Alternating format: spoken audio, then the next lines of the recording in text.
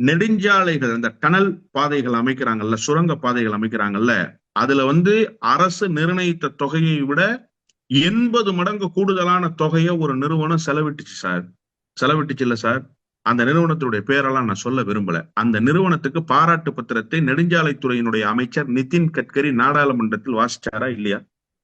இந்த நிறுவனம் சிறப்பாக இயங்கி இந்தியாவினுடைய சாலை கட்டமைப்பை மீட்டுருவாக்கம் செய்திருக்கிறதுன்னு பேசுனது யார்? அவை குறிப்புல இருக்கு. இல்லைன்னு சொன்னா அவை குறிப்பை எடுத்துட்டு வந்து போட்டுருவோம் நாங்க. நிதின் கட்கரி பேசினார்ல, இதோட கேவலம் ஒண்ணு இல்ல.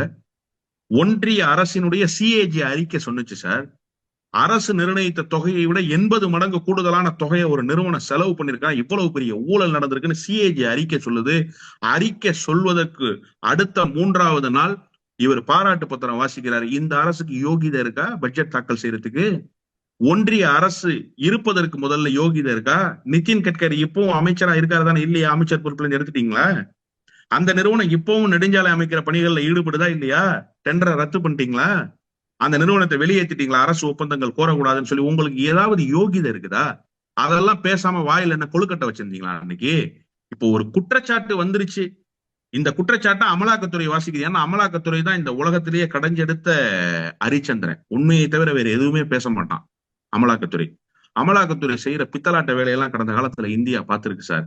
ஹேமந்த் சோரன் வழக்குல நீங்க என்ன செஞ்சீங்க? அவர் காரே இல்ல, அவரோட காரு BMW கைப்பற்றி தான் அதுல எவ்வளவு பணம் இருந்துச்சு. என்கிட்ட அப்படி ஒரு காரே இல்லைன்னு நிரூபிக்க முடிஞ்சுச்சா?